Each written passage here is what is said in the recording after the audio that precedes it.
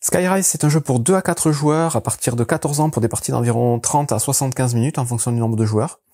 C'est un jeu qui se passe dans un univers alternatif dans lequel des visionnaires, donc des philosophes, des artistes, des inventeurs, des naturalistes, vont essayer de construire des cités flottantes. Donc vous êtes un de ces visionnaires et votre but ça va être de participer au mieux à la construction de ces cités. Pour la mise en place, vous avez une petite carte aide de jeu qui va vous expliquer ce qu'il va falloir utiliser ou enlever en fonction du nombre de joueurs. Si vous jouez à 4 joueurs, vous allez utiliser tous les éléments du jeu, quasiment.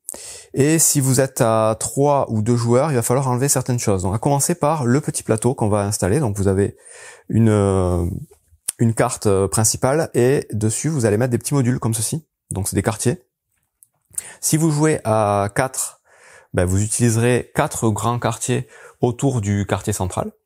Si vous jouez à 3, vous utiliserez que 3 quartiers, et toujours le quartier central. Si vous jouez à 2, vous en utiliserez que 2. Vous mettrez comme vous voulez. Donc là on est 4, on met les 4 quartiers. Ensuite, il va y avoir un certain nombre de jetons. Donc les jetons, je les ai déjà placés ici. Donc si on joue à 4, on utilise tous les petits jetons. Donc c'est ces petits marqueurs là. Il y en a de différentes sortes, je vais vous expliquer après. Et pour la mise en place, on a un petit sac.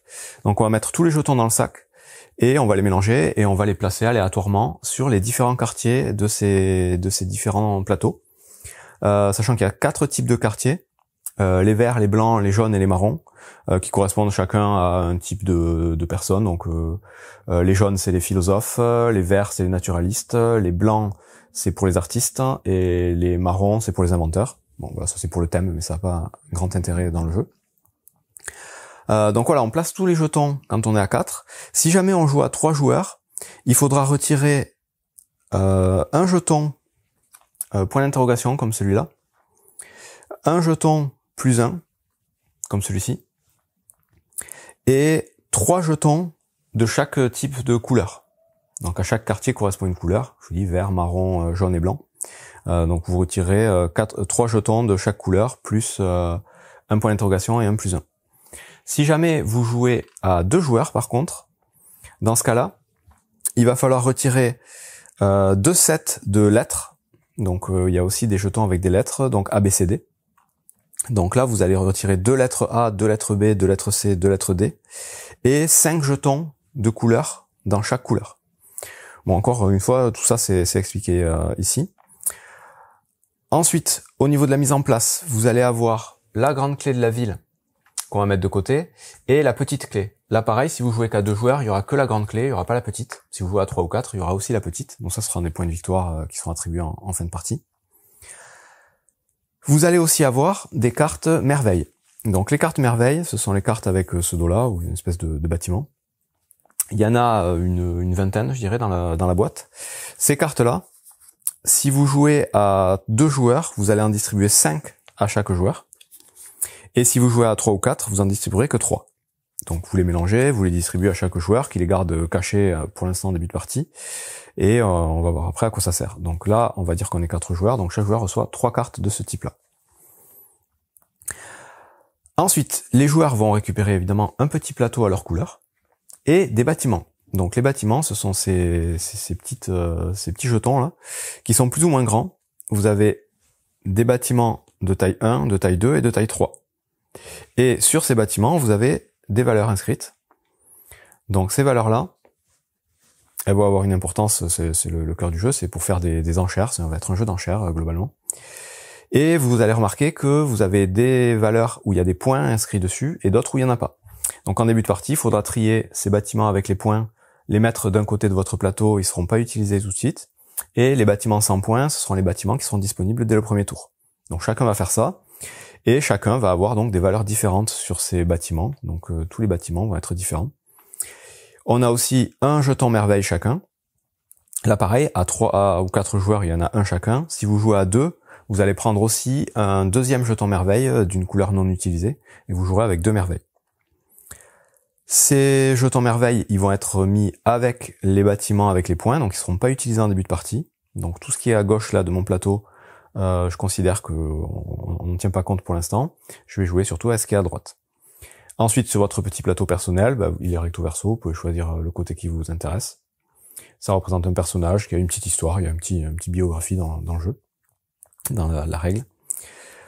Une fois que vous avez récupéré vos bâtiments, votre petit plateau, vos 3 cartes de merveille, vous allez aussi récupérer une carte d'objectif de fin de partie. Donc ces cartes-là, il y en a que 4 en tout dans la boîte. Donc vous en distribuez une à chaque joueur au maximum.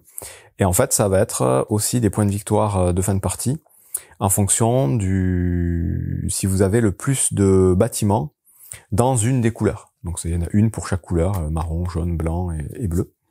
Donc là, aléatoirement, vous allez avoir un objectif sur une des couleurs, essayer d'avoir la majorité sur les quartiers de cette couleur. Enfin, pour finir la mise en place, chaque joueur va avoir un petit marqueur de points de victoire qu'on va mettre sur la piste de points de victoire qui est tout autour du plateau.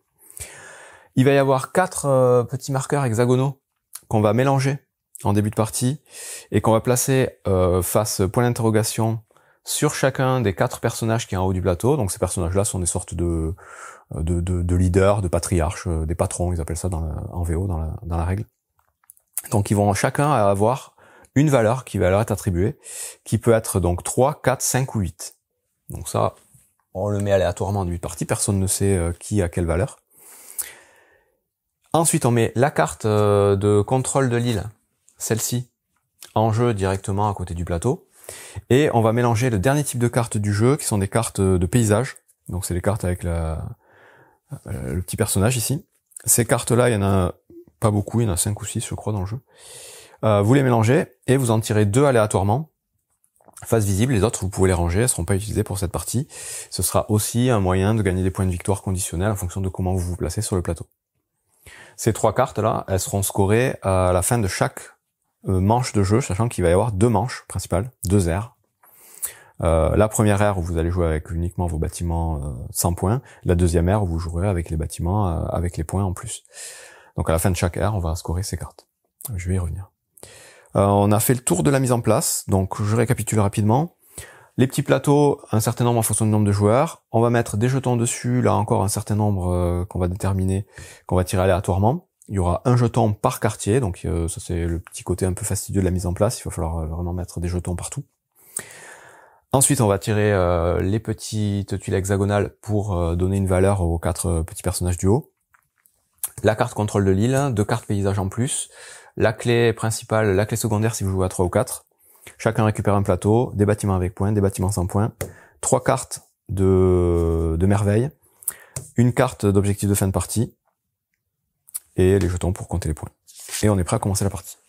Une partie de Skyrise va se jouer en 2 grandes aires, comme je vous ai expliqué. À chaque aire, on va jouer un certain nombre de tours de jeu qui va consister à faire des enchères pour essayer de placer un de nos bâtiments sur un des quartiers. On va faire ça donc pour la première ère un certain nombre de tours jusqu'à ce qu'un des joueurs ait réussi à placer tous ses bâtiments sans points. Sans petits points en dessous des numéros. Dès qu'un joueur a placé tous ses bâtiments sans les petits points, ça met fin à la première ère. Il va y avoir un premier décompte, un premier calcul de points avec les cartes qui sont mises de côté ici. Et chaque joueur va dévoiler une de ses cartes merveilles de son choix parmi les 3 qu'il a reçues en début de partie. Donc en fonction de ce qu'il aura fait à la première ère, ça va l'orienter un petit peu sur la carte qu'il veut choisir. La carte qu'il va choisir, il va donc l'attribuer à sa merveille. Les autres cartes seront défaussées. Et chaque joueur va faire ça donc simultanément. On va dévoiler tous notre carte merveille qu'on veut utiliser. Et cette carte merveille, elle a une valeur ici, qui est la nouvelle initiative. C'est-à-dire que pour la deuxième ère, le deuxième manche, le premier joueur sera celui qui aura la plus petite valeur sur sa carte merveille qu'il a sélectionnée. Donc toutes des valeurs différentes. À partir de là, on va pouvoir commencer la deuxième ère en rajoutant la merveille et les bâtiments avec les points à notre réserve de bâtiments disponibles pour ceux à qui il en reste. Celui qui a tout placé, il va avoir uniquement ses bâtiments avec les points et sa merveille à placer. Donc on va refaire des tours d'enchères pour continuer à placer nos bâtiments, et la deuxième ère se terminera dès que tous les joueurs ont placé tous leurs bâtiments. C'est-à-dire qu'il y en a qui vont finir avant les autres, ils vont finir de placer leurs bâtiments, ils auront terminé de jouer, les autres vont continuer. À partir du moment où un joueur a fini, ce sera au niveau de l'initiative le prochain à faire une enchère, celui qui aura le plus petit numéro parmi tous ceux qui restent. Et on va continuer comme ça à jouer jusqu'à ce que tout le monde ait placé tous ses bâtiments. À partir du moment où tout le monde a placé ses bâtiments, il y aura une phase de scoring finale que j'expliquerai, et celui qui aura le plus de points donc notés autour du plateau sera déclaré vainqueur. Donc voilà comment ça va se passer. Maintenant, revenons en détail donc sur un tour de jeu. À son tour, donc au début de la partie, le premier joueur, celui qui a été désigné, va devoir placer un de ses bâtiments, donc disponibles, sur un des 4 quartiers de l'île centrale, obligatoirement. Donc admettons, il peut venir placer son bâtiment ici. Il choisit le bâtiment de la valeur qu'il veut, il n'est pas obligé de commencer par le plus petit, ça, il n'y a pas de problème. Et c'est du coup la valeur du bâtiment qui va être l'enchère que les autres joueurs vont devoir battre pour se positionner. Donc, le premier bâtiment, on le met dans un des quartiers ici. Ensuite, dans le sens aiguille d'une montre, le joueur suivant va devoir décider s'il veut enchérir sur ce bâtiment ou passer. S'il passe, on passe au joueur d'après qui décide s'il enchérit ou pas. Si tout le monde passe, ça revient à mon tour. C'est moi qui ai placé le dernier bâtiment de plus haute valeur. Dans ce cas-là, mon bâtiment est validé. Je vais pouvoir le retourner et je vais gagner le jeton qui est sur le quartier sur lequel je viens de construire mon bâtiment. Les jetons que vous allez pouvoir récupérer en construisant un bâtiment, donc sur chacun des quartiers, sont de 3 sortes. Vous avez les jetons des 4 couleurs de quartier. Ceux-là, quand vous les récupérez directement, vous allez les placer sur votre plateau personnel, sur la piste correspondante au prochain emplacement disponible. Donc plus vous en aurez, plus vous marquerez de points, sauf entre la 4e et la 3e position. Parce que si vous arrêtez à la 3e position ici, vous aurez 6 points. Et ici, vous aurez que 4 points. Donc je vous explique après les points, c'est des multiplicateurs en fait. Si par contre vous dépassez 4, tous les jetons supplémentaires seront placés sur votre petit personnage, sur le visage de votre personnage, et vaudront 10 points chacun. Donc ça, c'est voilà un bon moyen de multiplier ces points. Je vous explique encore juste après comment. Donc ça, ce sont les 4 jetons des 4 couleurs différentes. Le petit point d'interrogation, c'est un jeton bonus que vous allez pouvoir attribuer à n'importe quelle piste au moment où vous le récupérez, pour avancer plus vite sur une piste. L'autre type de jeton, ça va être les jetons avec des lettres dessus. Ceux-là, quand vous les récupérez, vous les placez sur votre personnage, vous les collectionnez. À partir du moment où vous récupérez un jeton avec une lettre, vous allez pouvoir secrètement regarder le petit jeton hexagonal qui est placé sur le personnage de la lettre correspondante. Donc là, par exemple, si j'ai récupéré un jeton A, je peux regarder tout seul la valeur du personnage A, qui est de valeur 5. Encore une fois, les valeurs, c'est 3, 4, 5 ou 8. Et évidemment, en fin de partie, tous les jetons que vous aurez vont être multipliés par la valeur du personnage correspondant. Donc on va les dévoiler à la fin de la partie et ça vous donnera des points. Je reviendrai au moment du calcul final. Dernier type de jetons qu'on peut récupérer, ce sont les petits jetons avec un +1 dessus.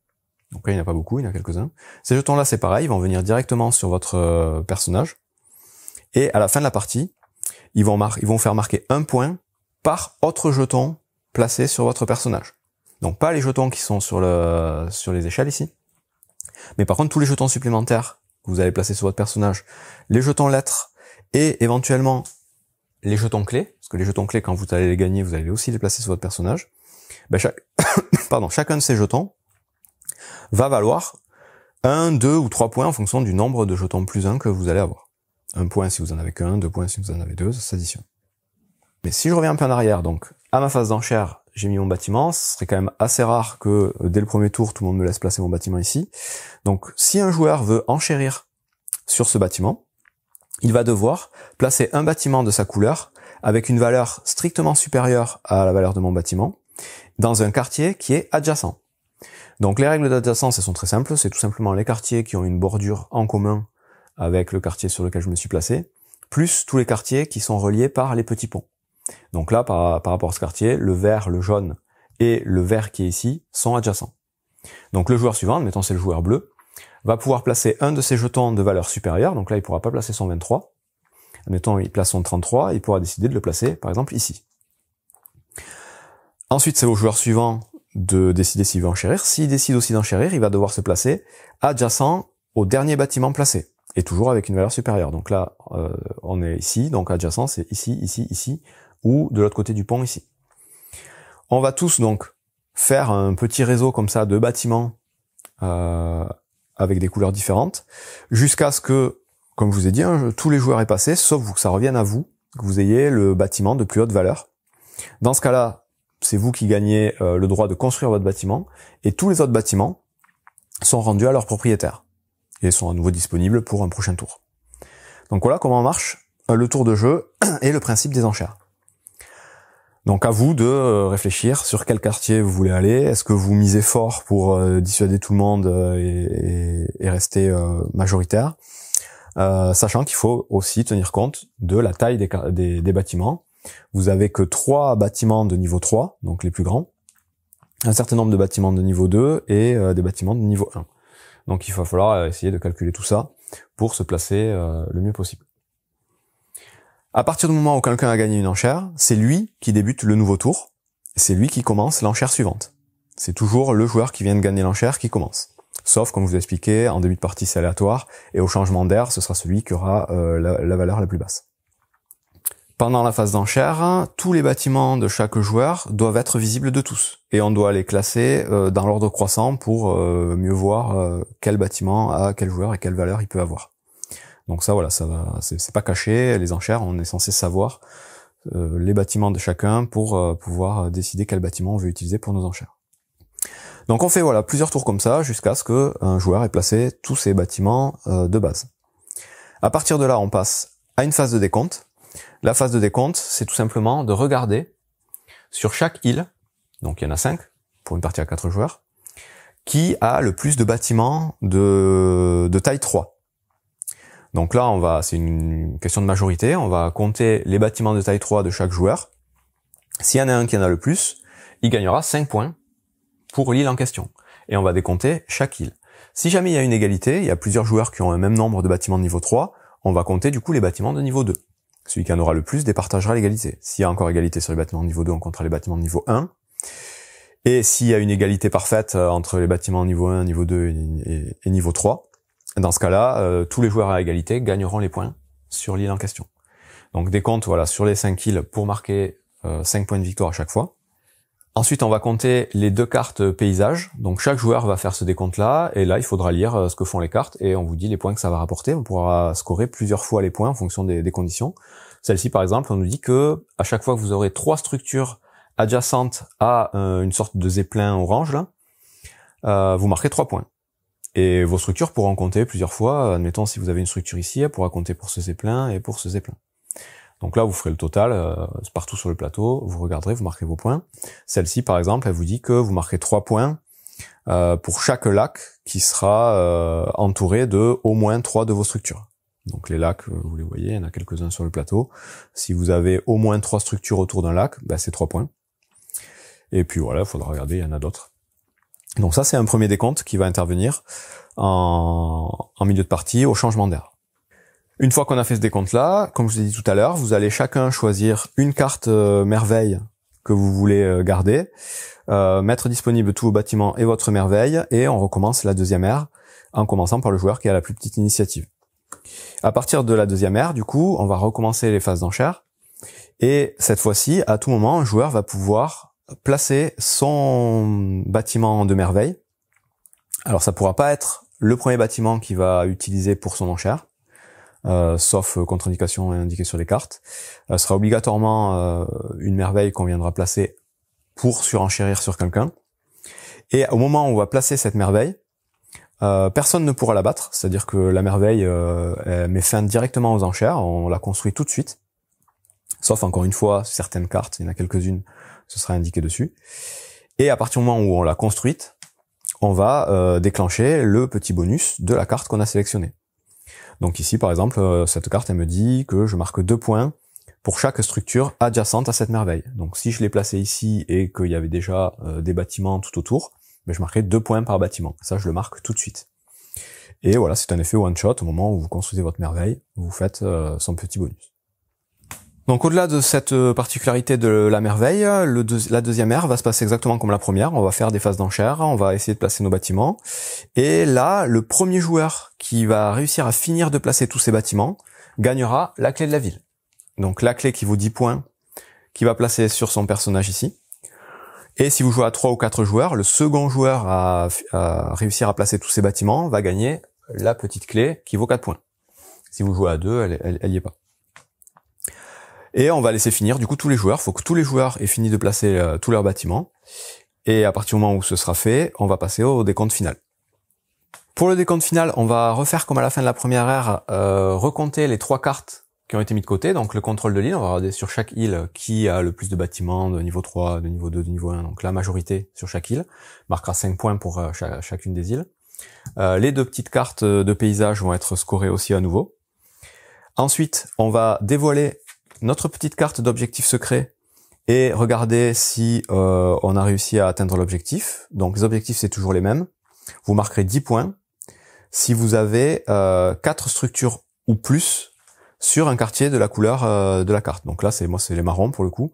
Il faudrait que j'ai au moins 4 bâtiments sur des quartiers marrons pour pouvoir marquer mes 10 points. Et ce sera la même chose pour les quartiers jaunes, les quartiers blancs, les quartiers bleus. Ensuite, on va dévoiler les petits jetons correspondant aux 4 personnages sur le plateau ici, pour indiquer la valeur de chacun. Et tous les jetons que vous aurez récupérés vaudront les points des personnages. Donc si vous avez récupéré un jeton D, pour le coup, il vaudra 3 points. Chaque jeton D vaudra 3 points. Chaque jeton C vaudra 4. Chaque jeton B vaudra 8. Chaque jeton A vaudra 5.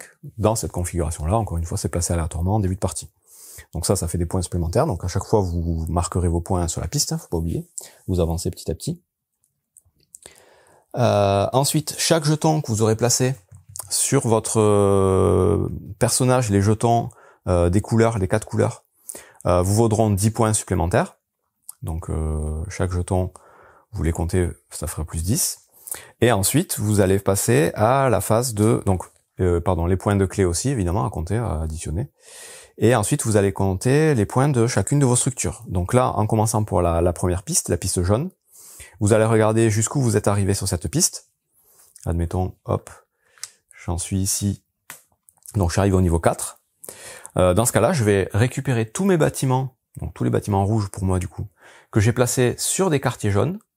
Je les récupère tous, je les compte et je vais multiplier ce nombre de bâtiments par la valeur qui est ici. Donc si j'ai 3 bâtiments sur des quartiers jaunes, je prends ces 3 bâtiments, je les enlève du plateau et je fais 3 x 4, 12. J'avance de 12 points.